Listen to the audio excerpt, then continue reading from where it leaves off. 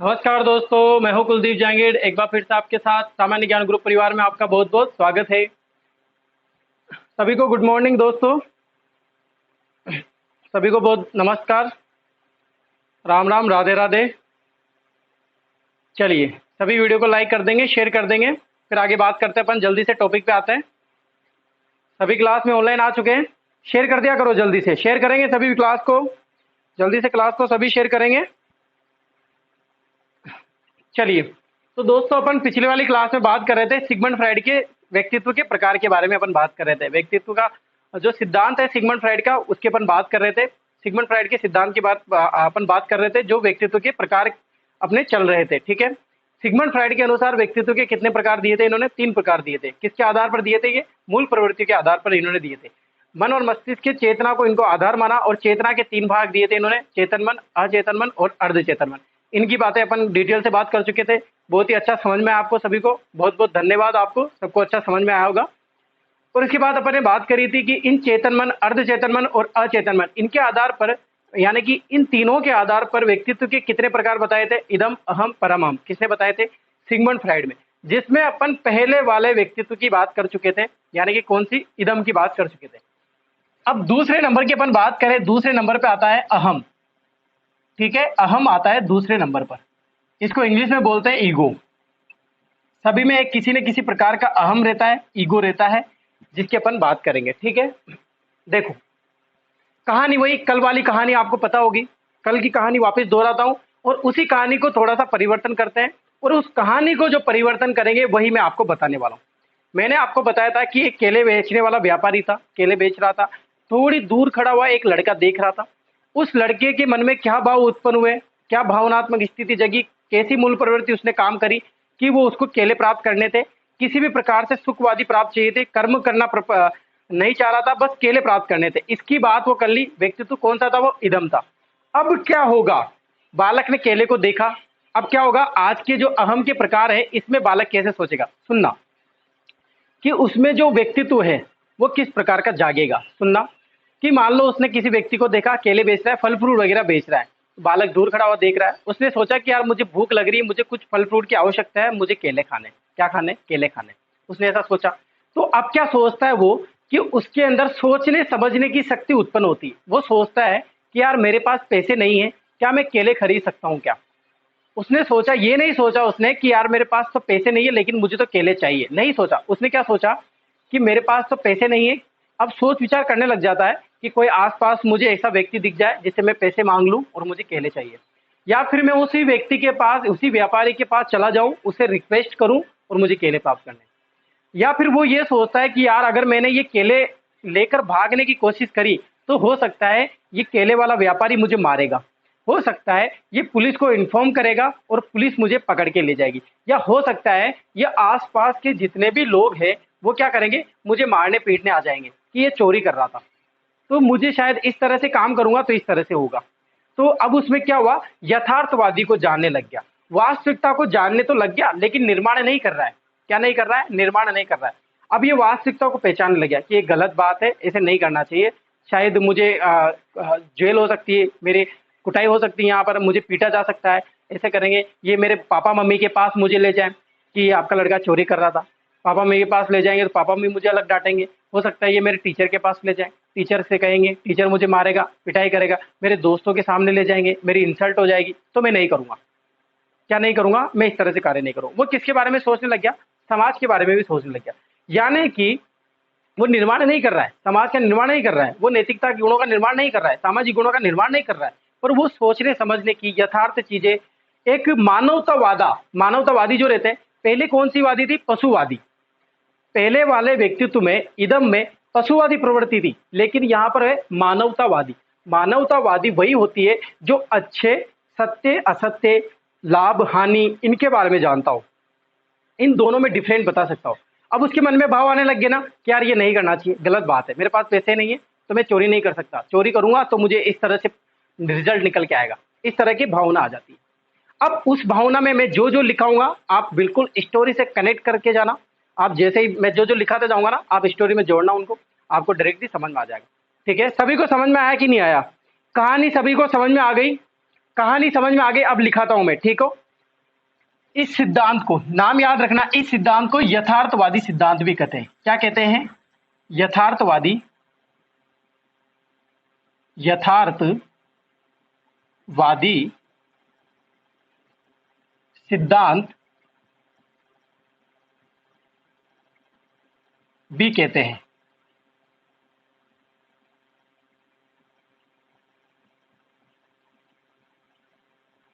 क्या कहते हैं? यथार्थवादी सिद्धांत भी कहते हैं। यानी कि यथार्थवादी का मतलब क्या होता है? वास्तविकता, यानी कि व्यक्तित्व, वास्तविकता,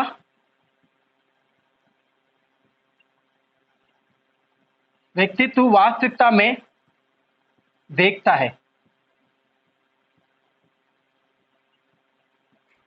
यथार्थवादी का मतलब होता है, अपन एक शब्द से ले सकते हैं जिसका मतलब होता है वास्तविकता, यानी कि उसको इस चीज का, वास्तविकता का ज्ञान हो चुका है कि अगर मैं इससे केले इस प्रकार से लूंगा तो मुझे इस तरह से जेल हो सकती है, पिटाई हो सकती है, मेरे माता पिता मुझे लड़ सकते हैं, मेरे टीचर्स वगैरह से मेरी स्कूल से निकाला जा सकता हूँ। इस तरह की चीजें आने लग जाती है उसके दिमाग में। पहले ऐसा नहीं था ना, पहले क्या चाहिए था? बस उसको केले प्राप्त करने थे। वो पशुवादी प्रवृत्ति, मानो तो वो पशु, जैसे पशु करते हैं ना, केले लेके भग जाते हैं, केले खाने लग जाते हैं, फिर बाद में होता है उसका रिजल्ट, उसको कोई मतलब नहीं उस चीज से। उसे तो सुख की प्राप्त करनी है, जिसकी अभी इच्छा प्रकट हुई, मेरे अंदर ये इच्छा प्रकट हो गई, अब मुझे ये इच्छा के प्राप्त करनी है। अगर नहीं होती फिर वो दमन करने लग जाता है उन चीजों, उनको दबाने लग जाता है। अब यहाँ पर ऐसा नहीं होगा। यहाँ पर क्या करेगा? यथार्थवादी सिद्धांत भी कहते हैं व्यक्ति वास्तविकता में देखता है, यानी कि सोचने समझने की क्या आ जाती है? सोचने सोचने समझने की प्रवृत्ति आ जाती है। क्या आ जाती है? सोचने समझने की प्रवृत्ति आ जाती है। ठीक है, यहाँ पर सोचने समझने की प्रवृत्ति आ जाती है, या सोचने समझने वाले कार्य करने लग जाता है, या सोचने समझने वाले कार्य करने लग जाता है।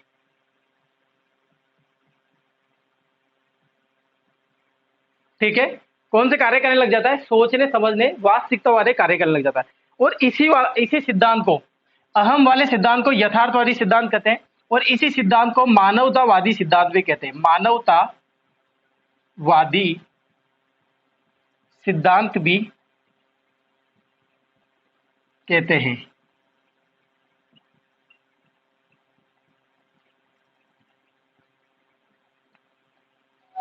कौन सा सिद्धांत कहते हैं? मानवतावादी। और कौन सा सिद्धांत कहते हैं? यथार्थवादी। आपसे एग्जाम में हो सकता है डायरेक्ट पूछ ले कि यथार्थवादी सिद्धांत कौन सा है, मानवतावादी सिद्धांत कौन सा है। ये सारी चीजें आपसे पूछी जा सकती है। ठीक है, तो आप इनका ध्यान रखना। इसके बाद बात करें, अब इस सिद्धांत में कौन से गुणों की प्रधानता रहती है, कौन से गुण उसमें उत्पन्न हो जाते हैं? यथार्थ तो चीजें करने लग जाता है, वास्तविकता में जीने लग जाता है, कौन से गुण उत्पन्न हो जाते हैं? तो इस प्रकार की व्यक्तित्व में, इस प्रकार के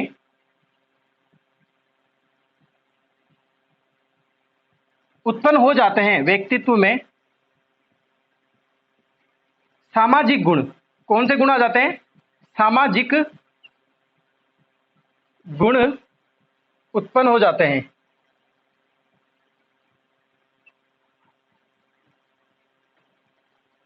कौन से गुण उत्पन्न हो जाते हैं?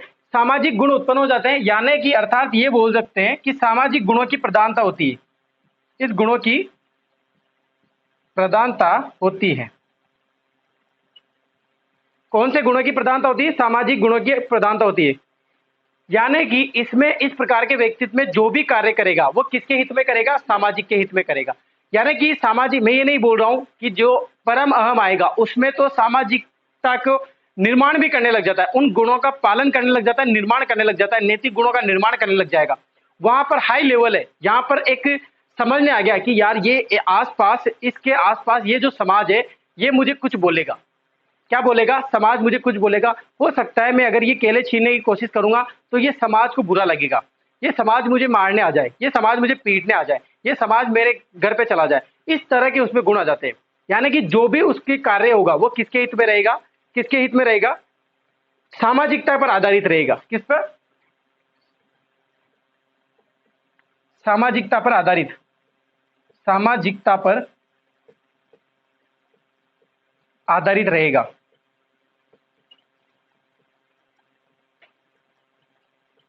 देखो, दो चीजें होती है, उन दोनों चीजों में फर्क, अभी आप कंफ्यूज हो रहे होंगे कि सामाजिक गुण, पहले सर आपने उसमें बोला दो चीजें होती है। एक होता है कि सामाजिक हितों के लिए कार्य करना, यानी कि समाज के लिए कार्य करना, वो आएगा परम अहम में। जबकि सामाजिक गुणों की प्रधानता हो जाती है, यानी कि समाज के लिए कुछ कार्य करने लग जाता है। क्या करने लग जाता है? समाज पर मतलब सामाजिक पर आधारित, यानी कि जैसे समाज क्या कार्य करता है, समाज को कैसा लगेगा, समाज को क्या सोचना चाहिए, या वो मेरे बारे में क्या सोचेगा, इस चीज की प्रधानता होती है इसमें। लेकिन उसके लिए मतलब अपना पूरा जीवन ही एक समाज को दे देना, अपना पूरा जीवन एक समाज के लिए कार्य करना, एक समाज को ही दे देना, तो वो तो आएगा परम अहम में। यहाँ पर समाज के लिए कार्य और समाज के लिए अपना पूरा जीवन व्यापन नहीं कर रहा है, वो क्या कर रहा है कि सामाजिक गुणों की प्रधानता होती है, यानी कि समाज के प्रति क्या गुण होते हैं, अवगुण होते हैं, यानी कि जो चीजें मानने वाली होती है उनको मानने लग जाता है, जो चीजें समझने वाली होती है वो समझने लग जाता है। बस इन्हीं चीजों का उसमें ज्ञान हो जाता है, और इसी कारण ये इस प्रकार का व्यक्तित्व वो करता है। ठीक है, तो आप ऐसा इसका स्क्रीनशॉट, सभी को समझ में आ रहा है ना? सभी को अहम प्रकार का जो ये व्यक्तित्व मैं पढ़ा रहा हूं, सभी को समझ में आ रहा है ना? चलिए लिख लीजिए अब आप।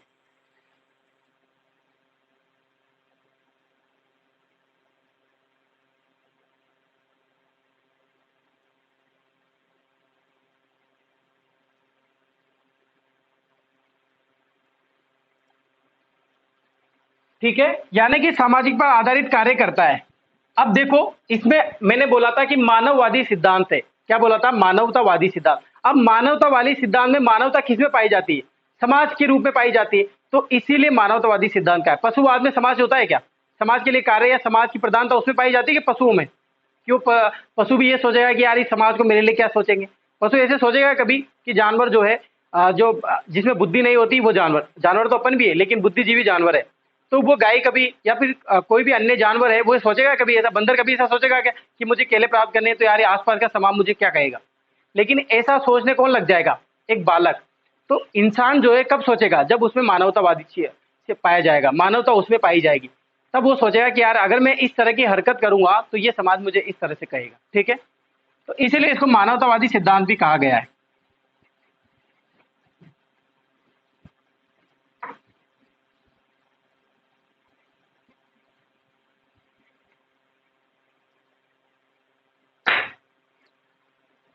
और बात करें, मैंने बताया था सोचने समझने की शक्ति, यानी कि इस सिद्धांत में सोचने समझने सोचने इस प्रकार का जो व्यक्तित्व होता है, जो बालक का व्यक्तित्व इसका होता है अहम का, उसमें सोचने समझने की क्षमता क्या होती है? क्षमता का विकास होता है, विकास होता है। ठीक है, सोचने समझने की।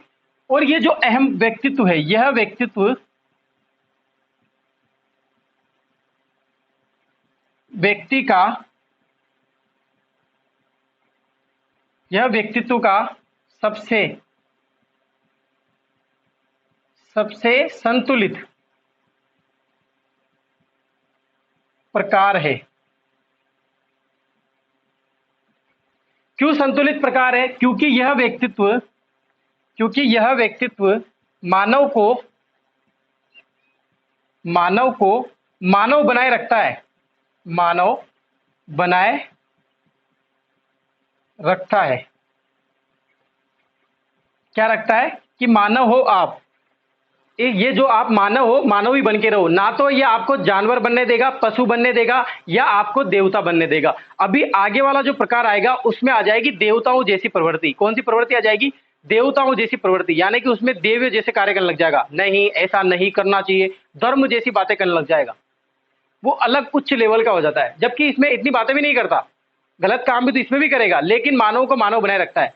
यानी कि अपन देखो, अर्ध चेतन, मैंने कहा था ना, अर्ध चेतन चेतन मन से कभी चेतन मन में जाने नहीं देगा, कभी अचेतन में भी नहीं जाने देगा, बीच का कार्य करता है। रास्ते का कार्य कौन कर रहा है?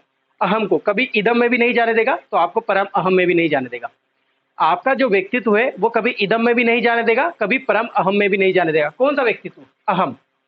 यानी कि यह व्यक्तित्व सबसे संतुलित प्रकार है, इस व्यक्तित्व का सबसे संतुलित। एग्जाम में ऐसा पूछा जा सकता है, सबसे संतुलित प्रकार कौन सा है व्यक्तित्व का सिगमंड फ्राइड के अनुसार? कौन सा है? अहम।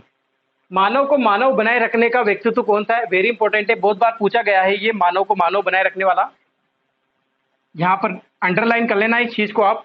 मानव को मानव बनाए रखने का व्यक्तित्व का कौन सा प्रकार है सिगमंड फ्राइड के अनुसार? अहम। ठीक है, यहां तक सभी को समझ में आया? अब और बात करें कि इस प्रकार के आपने देखे होंगे, आप जैसे पढ़ रहे हो तो आपके आपके दिमाग में कभी भी ऐसी धर्म की बातें ज्यादा भी नहीं आती। कभी आप ऐसा भी नहीं करते कि मैं हमेशा ऑल टाइम कर्म की बातें करता रहता हूं, या फिर आप कभी ऐसा भी नहीं करते कभी हमेशा पशुवत प्रवृत्ति रहती हो। सबसे ज्यादा इस दुनिया में अगर लोग पाए जाते हैं ना तो अहम व्यक्तित्व वाले पाए जाते हैं। किसके अनुसार? सिगमंड फ्राइड के अनुसार। और सिगमंड फ्राइड के अनुसार ही नहीं, सभी के अनुसार जो है अहम प्रवृत्ति के लोग सर्वाधिक पाए जाते हैं। क्योंकि आपने देखे हो कि मैं हूं या आप हो या कोई अन्य व्यक्ति है, सभी यही सोचते कि यार ये कार्य नहीं करना चाहिए। अगर देखो आप तो हिंदुस्तान में सोचो आप कि भारत में अगर ऐसा नहीं होता ना, कोई मान लो कसम वगैरह चीजें नहीं होती कि यार तेरे को मम्मी पापा की कसम है, तेरे पापा की कसम है, तू ये कार्य करेगा तो इस तरह से हो जाएगा। क्योंकि एक डर है उनको कि यार मुझे हो सकता है अगर मैं गलत कार्य करूंगा तो नरक में जाना पड़ जाए। अगर ऐसी भी चीजें नहीं होती ना तो कोई रस्ते चालते कोई भी है ना चाकू लगा के उसको मार देता, मर्डर करते रहते ऐसे ही फालतू। क्योंकि ये कानून भी नहीं है, ये डर है, एक धर्म का डर है, होना चाहिए। ये डर है तभी तो कोई गलत कार्य नहीं कर रहा है, बहुत कम गलत कार्य कर रहे हैं। ज्यादा तो गलत कार्य तो सभी कर रहे हैं लेकिन कम ही कर रहे हैं ना, अच्छे तो ज्यादा ही हो रहे हैं। ठीक है, तो ये व्यक्तित्व का सबसे संतुलित प्रकार है, मानव को मानव बनाए रखता है। और मानव को मानव बनाए रखने वाले व्यक्तित्व के सबसे ज्यादा इसी के लोग पाए जाएंगे। यानी कि सर्वाधिक सर्वाधिक सर्वाधिक व्यक्ति इसी व्यक्तित्व के पाए जाते हैं, इसी व्यक्तित्व के पाए जाते हैं।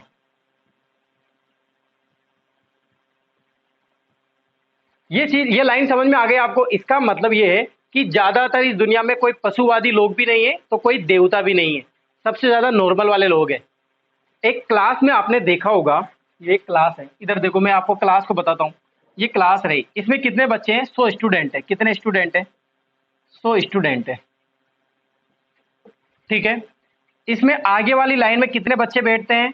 20 बच्चे बैठ रहे हैं। ऐसे 20 40 50 60 70 80 90 100, ये 20 रहे, ये 20 रहे, ये 20 रहे और ये 20 रहे। ठीक है, ये 20 बच्चे जो आगे बैठते हैं इनमें से रहेंगे 5 या 10 बच्चे इंटेलिजेंट रहते हैं। कितने बच्चे? 5 या 10 बच्चे इंटेलिजेंट रहते हैं। ठीक है, और जो पीछे बैठते हैं 20 में से 5 या 6 या फिर आप तो 10 मानो, 10 क्या रहते हैं? डफर रहते हैं। क्या रहते हैं? डफर रहते हैं। बाकी आप ये बीच वाले जो बच्चे रहते हैं, बीच वाले का मतलब यानी कि 80 के लगभग, ये क्या रहते हैं? एवरेज रहते हैं। क्या रहते हैं? एवरेज रहते हैं। हर क्लास में आपने यही देखा होगा, ज्यादा बुद्धिमान भी 5-6 रहते हैं और बिल्कुल डफर फेलियर भी कितने रहते हैं? 10 रहते हैं। बाकी औसत एवरेज वो कितने रहते हैं? सबसे ज्यादा रहते हैं। तो वो जो औसत एवरेज रहते हैं उनका व्यक्तित्व आप चेक करना कभी भी ऐसा ही रहेगा।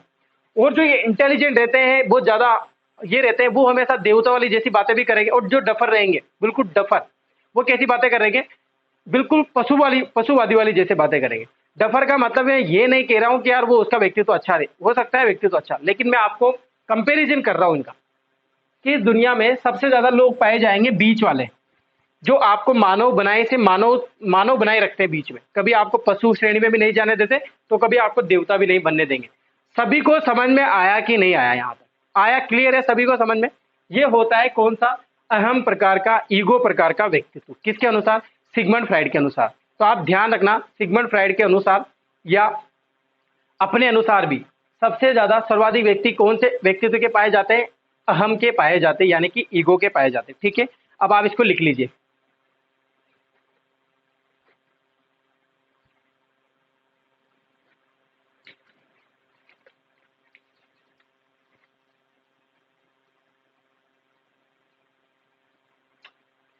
ठीक है, अब ये अगर आपसे कोई ये पूछ लेता है कि सबसे ज्यादा इसी प्रकार के व्यक्ति तो पाए जाते हैं, तो ये किसमें होते हैं? बाल्य अवस्था के बालक में। अवस्था की बात करें तो बाल्य अवस्था में पाया जाता है ये गुण।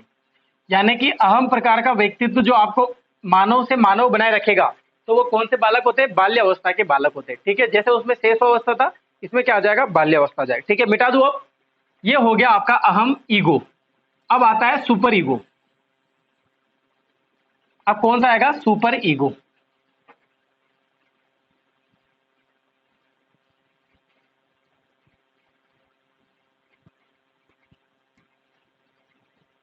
अब सुपर ईगो आएगा, वो करेगा देवताओं जैसे काम। कौन से काम करेगा? देवताओं जैसे काम करेगा।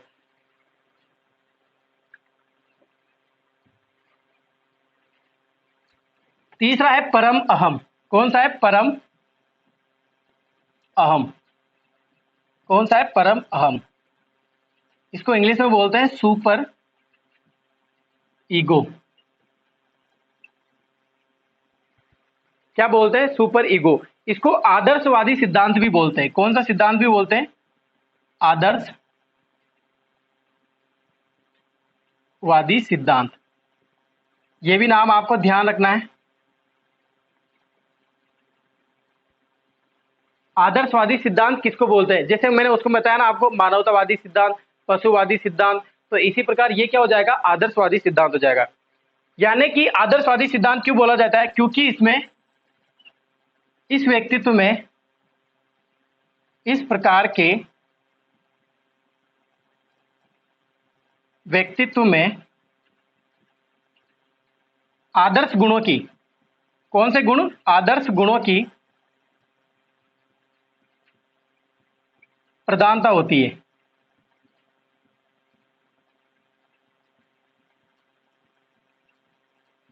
कौन से गुणों की प्रधानता होती है? आदर्श गुणों की प्रधानता होती है। अब सुनना स्टोरी, ठीक है? तो मैंने आपको वही एक स्टोरी दो तरह से बता दी। अब तीसरे टाइप से सुनना कि अब बालक क्या सोचेगा। दो स्टोरी में तो मैंने बता दिया आपको कि बालक किस तरह से सोच रखा है, दूसरा बालक क्या सोचा, और वही बालक अब तीसरी स्थिति में क्या सोचेगा। अगर वही बालक इस प्रकार का व्यक्तित्व है उसमें, तो क्या सोचेगा?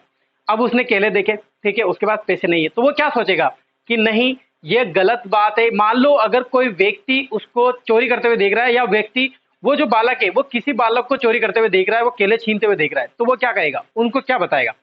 नहीं, ऐसा नहीं करना चाहिए आपको, ये कर्म के विरुद्ध है। आप हमेशा आदर्श चीजें कीजिए, आप हमेशा समाज की कल्याण के बारे में सोचिए, इनसे होने पर आपको सजा हो सकती है, ऐसा करोगे आप तो आपको नरक मिलेगा। इस तरह की अजीबोगरीब देवताओं जैसी आपके नरक लोक में जाओगे आप। नरक लोक में जाने के बाद आपको इस तरह की प्रताड़ना दी जाएगी, आपको इस तरह से सजा होगी, ये नैतिक नियमों के विरुद्ध है। इस तरह का उसका व्यक्तित्व रहता है जो वो बालक है। पहले वाला व्यक्तित्व मैंने आपको बताया जो ईगो था। दूसरे वाले की बात करी अपन ने जो सॉरी, पहले वाले की बात करी जो इदम था। दूसरे वाले की बात करी व्यक्तित्व की जो अहम था। वो अलग अलग प्रकार के व्यक्तित्व मैंने आपको बताया। तीसरा वाला व्यक्तित्व जो अब बालक इस तरह से सोच रहा है कि नहीं, ऐसा नहीं करना चाहिए, ये समाज के विरुद्ध होगा, ये नैतिकता के विरुद्ध होगा, ये नैतिकों का उल्लंघन करता है। यानी कि टोटल क्या चीजें करेगा? कर्म की बातें करेगा, 100% कर्म की बातें करेगा।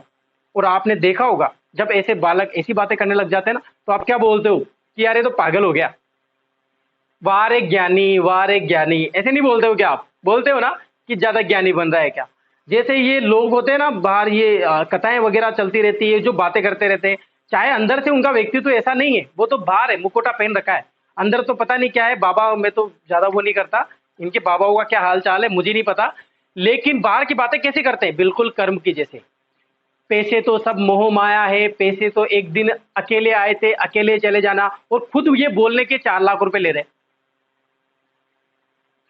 सब अकेले आए थे, अकेले जाएंगे, जितना दान हो यहाँ पर कीजिए, क्या लेके आए थे, क्या लेके जाओगे, वो बाबा बोलते हैं ऐसी बातें। लेकिन खुद ये बोलने के कितने रुपए ले रहे? 5 लाख रुपए ले रहे। तो वो 5 लाख रुपए ले रहे हैं, वो तो उनका व्यक्तित्व हो गया ना ओरिजिनल। जबकि जो बातें कर रहे हैं वो कैसी कर रहे हैं? आदर्शवादी बातें कर रहे हैं। यानी कि वो दिखा कौन सा व्यक्तित्व रहे? परम अहम व्यक्तित्व दिखा रहे हैं। कौन सा व्यक्तित्व दिखा रहे हैं? परम अहम, यानी कि सुपर ईगो। और ऐसे व्यक्तित्व जो ओरिजिनल में, ऐसे व्यक्तित्व के बालक या ऐसे व्यक्तित्व का जो व्यक्ति होता है वो न के बराबर होते हैं, न के बराबर। आपने बिल्कुल नगण्य देखे होंगे जो किसी भी चीज से मोह माया नहीं रखते, उनकी जिंदगी पूरी समाज के कल्याण में निकल जाती है, नैतिक निर्माण करने में निकल जाती है। यानी कि अपने लिए मुझे कुछ भी नहीं चाहिए, अपने लिए मुझे कुछ भी नहीं चाहिए, सिर्फ हमेशा समाज के कल्याण के बारे में बात करेंगे, इसी के बारे में सोचेंगे। ऐसा कोई है क्या? आपने देखा है क्या? आप में से ऐसा कौन है जो इस तरह की बातें सोचता है?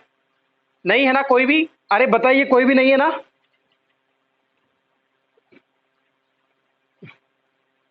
कोई भी नहीं है ना? चलिए, तो समझ में आपको सभी स्टोरी समझ में आई? पहले वाली स्टोरी आपको समझ में आई? दूसरी वाली स्टोरी आपको समझ में आई, तीसरी वाली स्टोरी आपको कैसी लगी, समझ में आई। देखो तीनों अलग अलग स्टोरी है, पात्र एक ही है, कंडीशन एक ही है, लेकिन सोचने समझने की यानी कि उसका व्यक्तित्व पर्सनैलिटी जो है वो अलग अलग है। और वही मैं चीजें आपको समझाने चाह रहा हूं, ठीक है। इसीलिए इसको आदर्शवादी सिद्धांत कहा है। उस स्टोरी के आधार पर इस प्रकार के व्यक्तित्व आदर्श गुणों की प्रधानता होती है। कौन से गुणों की प्रधानता होती है दोस्तों, जल्दी बताइए। आदर्श गुणों की प्रधानता होती है, यानी कि प्रत्येक कार्य इस प्रकार के व्यक्तित्व का व्यक्ति का प्रत्येक कार्य सत्य, अहिंसा, धर्म इन पर आधारित होता है, आधारित होता है।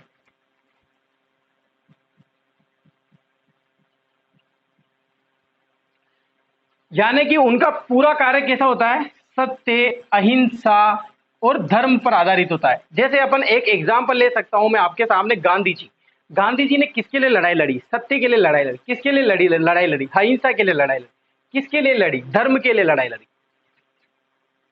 कृष्ण भगवान ने, अब कृष्ण भगवान में ये वाला व्यक्तित्व था ना, ठीक है, तो वो क्या हो गए, देवता हो गए, भगवान हो गए। तो ऐसी चीजें, ये वाले जो व्यक्तित्व होते हैं ना, ये भगवान में पाए जाते हैं, देवताओं में पाए जाते हैं।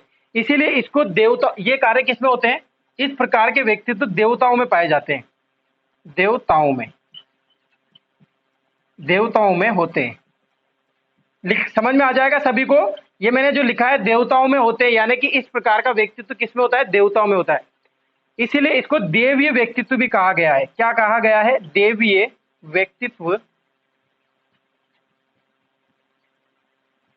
भी कहा है।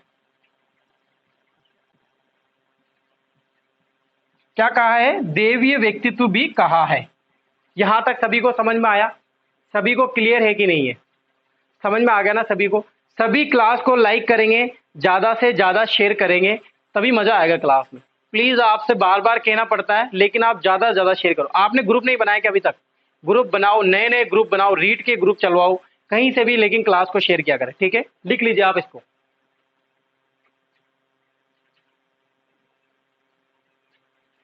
मिटा दूं, चलिए अब आगे बात करते हैं इसी की।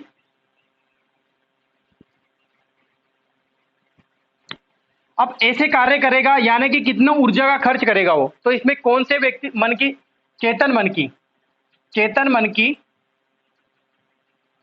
क्या रहती है, प्रधानता होती है। किसकी होती है, चेतन मन की प्रधानता होती है।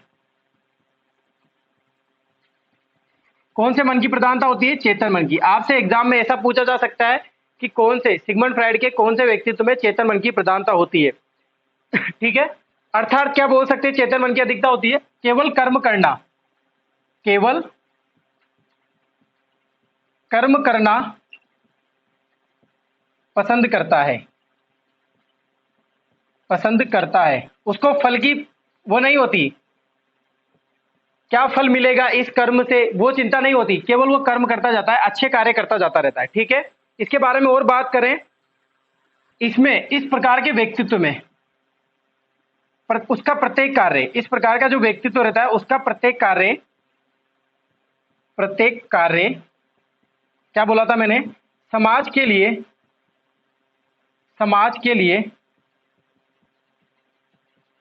तथा समाज कल्याण के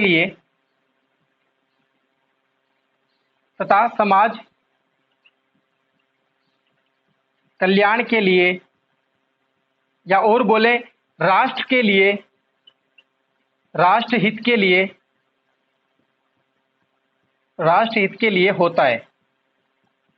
अपने लिए कुछ भी नहीं करता वो, किसके लिए करेगा, केवल समाज के लिए करेगा, केवल राष्ट्र हित के लिए करेगा, स्वयं हित के लिए कार्य नहीं करता। किसके लिए, नोट लगा रहे हैं यहां पर, स्वयं हित के लिए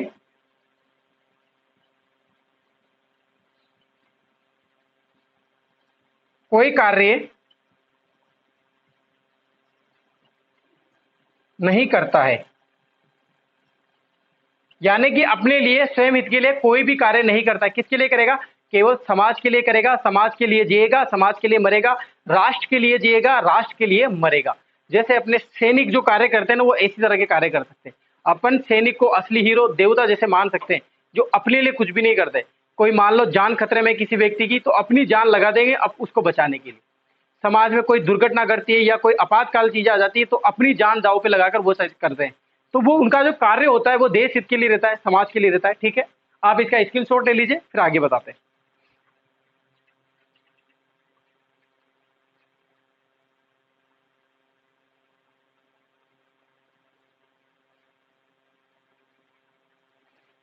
ठीक है, मिटा दूं? क्या बोला मैंने? इसका प्रत्येक कार्य समाज के लिए और समाज के कल्याण के लिए, राष्ट्र हित के लिए होता है। स्वयं हित के लिए कोई भी कार्य नहीं करता, तथा ऐसे कार्य भी नहीं करता। लिखूं यहां पर, तथा ऐसे कार्य भी नहीं करता, ऐसे कार्य भी नहीं करता जिससे किसी को हानि पहुंचे। किसी को क्या पहुंचे? हानि पहुंचे, चाहे वो दुश्मनी क्यों ना हो, चाहे उसका दुश्मनी क्यों ना हो, लेकिन वो कार्य भी नहीं करेगा जिससे उसका दुश्मन को हानि पहुंचे। ठीक है, मिटा दो अब। चलिए अब आगे बात करते हैं इसी में। और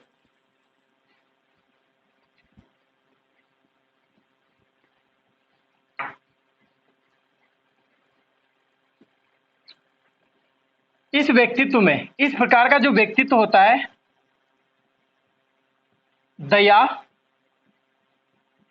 प्रेम, सहयोग, इस प्रकार की आदि की, दया, प्रेम, सहयोग आदि की प्रबल भावना पाई जाती है, प्रबल भावना होती है। यानी कि वो हमेशा दया, किसी पर दया करनी हो बहुत जल्दी कर दया, किसी से प्रेम करता हो, किसी से घृणा, ईर्ष्या, क्रोध ये नहीं करता, सिर्फ प्रेम ही करता है। वो हमेशा सहयोग करता रहता है, उसको जरूरत नहीं होती, वो कभी ये नहीं बोलेगा कि यार मेरी आप हेल्प कीजिए, वो हमेशा दूसरों का ही सहयोग करेगा। ठीक है, तो आदि की प्रबल भावना पाई जाती है, अर्थात वो समाज व नैतिक गुणों का क्या करता है? निर्माण करता है। पालन तो करता ही है, लेकिन यहां पर क्या करेगा? निर्माण करेगा। पालन तो वो पहले वाले में ही कर लेगा, यहां पर क्या करेगा? निर्माण करता है। अलग अलग चीजें, अलग अलग भंडारे चलवाएगा। कोई आप बोल दो, अलग अलग सेवा करने के लिए तत्पर रहेगा कि किसी भी प्रकार के व्यक्ति को कोई समस्या नहीं होनी चाहिए। कोई असावधानी महसूस कर रहा है इस कार्य को लेकर, तो मैं यहाँ पर सावधानी करूंगा। ठीक है, इस प्रकार की चीजें करने लग जाता है। और बात करें, सभी को समझ में आ रहा है? नैतिक गुणों का या नैतिक नियमों का, या नैतिक नियमों का, नैतिक नियमों का पालन व निर्माण करता है। क्या करता है? पालन व निर्माण करता है। ठीक है, लिख लीजिए आप इसको।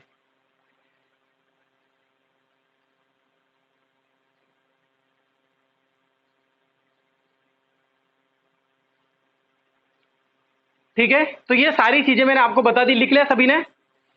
आदर्शवादी व्यक्तित्व में दया, प्रेम, सहयोग, सिद्धांत आदि की प्रबल भावना पाई जाती। किसी भी प्रकार के व्यक्तित्व में कोई घृणा, कोई क्रोध, कोई ईर्ष्या इसी प्रकार की नहीं पाई जाएगी। उसमें हमेशा सहयोग करेगा वो, अर्थात समाज में नैतिक गुणों का निर्माण का पालन भी करता है, समाज कल्याण के बारे में सोचेगा, उसके निर्माण पालन करेगा, नैतिक नियमों का पालन करेगा। इसीलिए इसको, अब देखो यहाँ पर क्या कर रहा है? नैतिकों का पालन या निर्माण कर रहा है।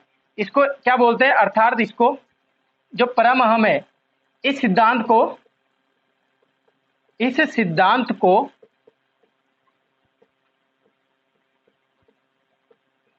नैतिकवादी, आपसे पूछा जा सकता है, नैतिकवादी सिद्धांत भी कहते हैं, सिद्धांत भी कहते हैं।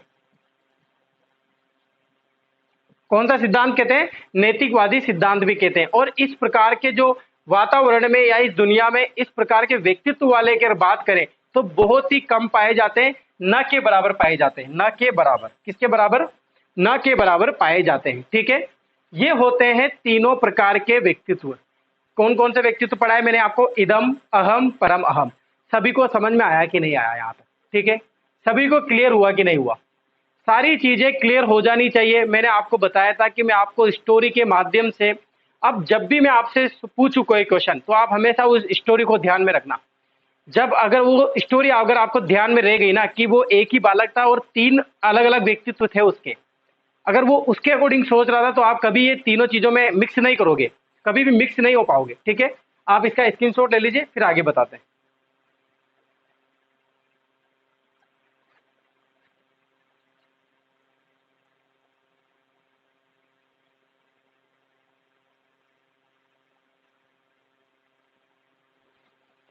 ठीक है, लिख लिया। चलिए, तो ये होते हैं सिगमंड फ्राइड के तीनों प्रकार के व्यक्तित्व। यहां से बहुत ही ज्यादा क्वेश्चन पूछे जाते हैं, चाहे सीटेट का एग्जाम हो, चाहे आपका आरटेट का एग्जाम हो, चाहे रीट का एग्जाम हो। ठीक है, सभी को समझ में आया। अब कुछ बातें हैं, कुछ नोट लगा के मैं इंपॉर्टेंट टॉपिक बातें लिखा देता हूं जो सिगमंड फ्राइड ने बताया था कि इनसे व्यक्तित्व से क्या प्रभाव पड़ता है या इनमें सर्वश्रेष्ठ कौन सा है। ये ऐसी कुछ चीजें थी, उसको लिखा देंगे। पहले सभी ये बताएंगे कि किसी प्रकार की कोई प्रॉब्लम है क्या इस सिद्धांत में। अगर आपको कोई सिद्धांत में प्रॉब्लम नजर आती है या इस सिद्धांत में आपको कोई चीज समझ में नहीं आई हो तो आप मुझे बताइए। जो लास्ट वाला परम अहम था, अगर उसमें कोई अवस्था का नाम पूछ ले तो आप बताएंगे किशोर अवस्था, यानी कि ये बाल्य अवस्था के बालकों में नहीं पाई जाती। अगर इस तरह का व्यक्तित्व आ जाता है ना किसी बालक में तो वो किशोर अवस्था के बाद वाले व्यक्तित्व में आएगा। किसमें आएगा? किशोर अवस्था। इदम में कौन सा है? शेष अवस्था। जबकि अहम में कौन सा है? बाल्य अवस्था। जबकि परम अहम में कौन सा है? कौन सा है? किशोर अवस्था। ठीक है, तो यहां तक तीनों अवस्थाएं, वो स्टोरी जो मैंने आपको बताई थी उसको हमेशा ध्यान में रखना। पहले वाला व्यक्तित्व हमेशा पशुवादी श्रेणी में रहेगा, यानी कि सुख की प्राप्ति करेगा। जबकि जो अहम वाला बालक रहता है वो सोच समझकर कार्य करता है, समाज के कल्याण के विरुद्ध नहीं जाता, यानी कि वो समाज की बातों को देखता है, आसपास के समाज को देखकर कार्य करने की कोशिश करेगा। जबकि तीसरा वाला जो व्यक्तित्व है वो रहेगा केवल आदर्शवादी, ज्ञानी, यानी कि बड़ी बड़ी बातें ज्ञानी करेगा और अपने हित में कुछ भी कार्य नहीं करेगा। केवल नैतिक नियमों का और नैतिक निर्माण का पालन करेगा, नैतिक नियमों का पालन करेगा, हमेशा केवल क्या करेगा? आदर्शवादी कार्य करेगा। और ऐसे व्यक्तित्व किसे पाए जाते हैं? देवताओं जैसे, तो न के बराबर होते। ठीक है, कुछ चीजें हैं जो नोट लगा के मैं आपको लिखा देता हूं, आप लिखते चलना। ठीक है, एक दो चीजें जो आपको याद रखनी है, इंपॉर्टेंट है, पूछा जाता है, क्वेश्चन पूछा जाता है यहां से। ठीक है, पहले बात करेंगे इदम, पहले बात करेंगे इदम तथा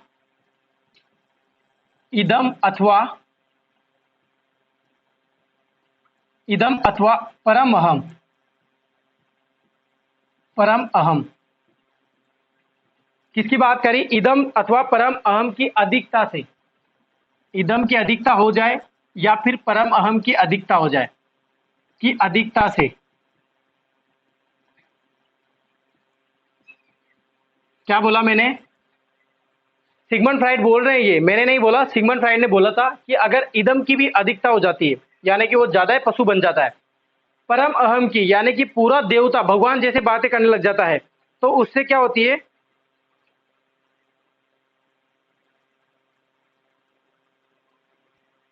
सही तो लिखा ना मैंने? इदम अथवा परम अहम की अधिकता, अधिकता से, अधिकता से अथवा अथवा न्यूनता से, न्यूनता से क्या हो जाती है? असंतुलन की स्थिति पैदा हो जाती है। असंतुलन, असंतुलन की स्थिति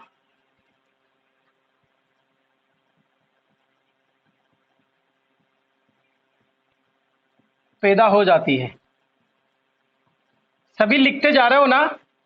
देखो कौन कौन ऐसा है जो नोट्स बना रहा है, सभी को लिखते जाता है, जो मैं बोल रहा हूं वो भी लिखते हो। एक्सपर्ट बना करो आगे होके, जब एक्सपर्ट बनोगे तभी सिलेक्शन होगा। अच्छा, ठीक है, आज गर्मी ज्यादा है, बहुत ज्यादा।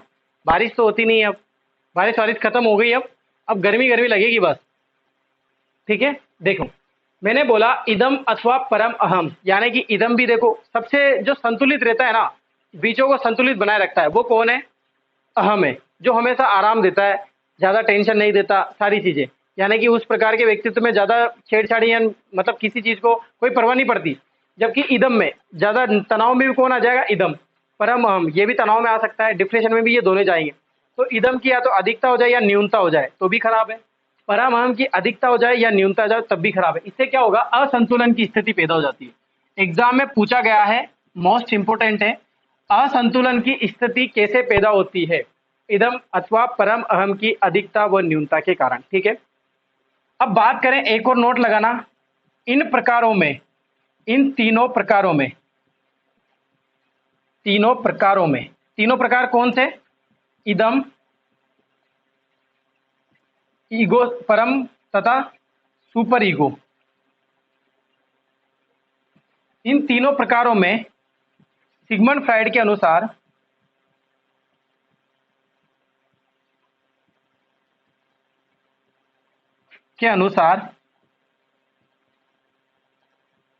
सर्वश्रेष्ठ प्रकार,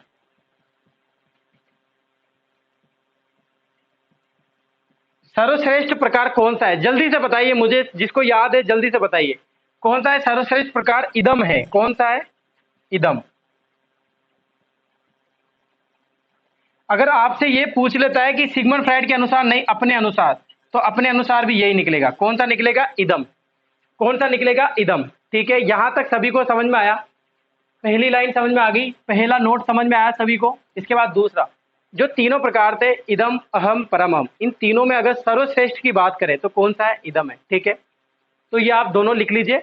एक और है, चलो एक और लिख लीजिए, अहम की अधिकता व न्यूनता से, इदम की बात हो गई, परम अहम की बात हो गई, और इसकी अहम की अधिकता व न्यूनता से। यहां पर पहले क्या था, इदम तथा परम अहम, जबकि यहां पर क्या था, अहम की अधिकता व न्यूनता से अंतर्द्वंद की स्थिति पैदा हो जाती है,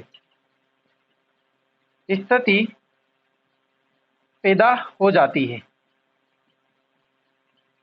अंतर्द्वंद, इसको अपन आगे पढ़ेंगे, मैं आपको डिटेल से पढ़ाऊंगा अंतर्द्वंद, जब अपन समायोजन पढ़ेंगे ना, समायोजन एक टॉपिक आएगा, उसको डिटेल से पढ़ेंगे अपन। तो समायोजन में जितने भी प्रकार के संवेग आएंगे ना, वहां पर भी आएंगे, तो मैं आपको वहां पर भी लेके चलूंगा। अंतर्द्वंद मैं आपको वहीं पर समझाऊंगा। अंतर्द्वंद का मतलब होता है असमंजस वाली स्थिति। अंतर्द्वंद का मतलब क्या होता है, देखो यहां पर बताया था मैंने, असंतुलन, संतुलन नहीं कर पा रहा है इन दोनों में, कि क्या करें, जबकि यहां पर अंतर्द्वंद हो रहा है। इसको मैं वहां पर समझाऊंगा आपको, काफी थोड़ा सा डिटेल से समझाना पड़ेगा, आप लिख लीजिए। तो ये तीनों नोट मैं नहीं बता रहा हूं, तीनों नोट किसने लिखे थे, सिगमंड फ्राइड ने। अगर आपसे ये तीनों नोट से कोई भी क्वेश्चन आ जाए ना, तो आप डायरेक्ट इनको याद करो और आंसर देके आना। ठीक है, तो ये होता है सिगमंड फ्राइड का सिद्धांत। कैसा लगा, आप फीडबैक जरूर दीजिए, स्टार दीजिए, मुझे बताइए आपको सिद्धांत कैसे लगे। मैंने सिगमंड फ्राइड मनोविश्लेषणात्मक का सिद्धांत जो था, मनोविश्लेषणात्मक का सिद्धांत 1865 से 1938 तक चला था। मतलब ऐसा बताते हैं कि ये इस पर कार्य किया गया था, लेकिन आपको पता होगा कि 1900 बाद के जो आधुनिक जो मनोविज्ञान है, उसके जन्मदाता है सिगमंड फ्राइड। जो मनोविश्लेषणात्मक का सिद्धांत दिया था, उसमें उसके आधार पर बताया गया था इनको। तो मनोविश्लेषणात्मक का सिद्धांत किसने दिया था, सिगमंड फ्राइड ने दिया था। कहाँ के निवासी थे, वियना के निवासी थे। कहाँ पड़ता है ये, ऑस्ट्रिया में पड़ता है। सिगमंड फ्राइड ने जो मूल प्रवृत्ति के आधार पर जो व्यक्तित्व के प्रकार दिए, किनको मूल प्रवृत्ति का आधार माना, इदम को आधार माना, सॉरी इदम को क्या, इरोस को और थेनेटोस को आधार माना, और इन दोनों मूल प्रवृत्ति के आधार पर, मन मस्तिष्क के आधार पर व्यक्तित्व के प्रकार दिए, और मन और मस्तिष्क के आधार पर चेतना को भाग माना, चेतन, अचेतन मन, अर्धचेतन मन, और इन तीनों को मिलकर उन्होंने क्या दिए, व्यक्तित्व के प्रकार दिए। क्योंकि आपने देखा होगा, इदम में क्या पाया गया था, अचेतन मन, जबकि परम अहम में क्या पाया गया, इदम में अचेतन, जबकि इसमें क्या था, चेतन मन काम करता है। कौन सा मन काम करता है, चेतन मन की प्रधानता रहती है, जबकि इसमें अचेतन मन की, और अर्धचेतन की बात करें तो वो अहम में रहती है। ठीक है, ये सारी चीजें आपको देखने को मिलेगी जो इस सिद्धांत में है। इतना डिटेल से आपने कभी नहीं पढ़ा होगा, मैं जानता हूं, क्योंकि मैंने भी पढ़ाई करी है, मैं भी पढ़ा हूं। मैंने आपको पूरा स्टोरी के माध्यम से जितना समझाना चाहा उतना समझा दिया है। आपको कभी भी अब इस सिद्धांत को दोबारा पढ़ने की जरूरत नहीं पड़ेगी। ठीक है, और जो ओडिपस और इलेक्ट्रा वाली चीजें थी, वो आपको मैं पहले वाले वीडियो में पढ़ा चुका हूं। अगर किसी ने नहीं देखी होगी तो आप मनोविश्लेषणात्मक का सिद्धांत देखना, मेरा पहले वाली क्लास लग चुकी है, उसमें भी मैंने पढ़ाया था। उसमें आप जाइए, वहाँ पर देखिए और शेयर कीजिए। ठीक है, आपको बहुत बहुत धन्यवाद। सभी को राधे राधे।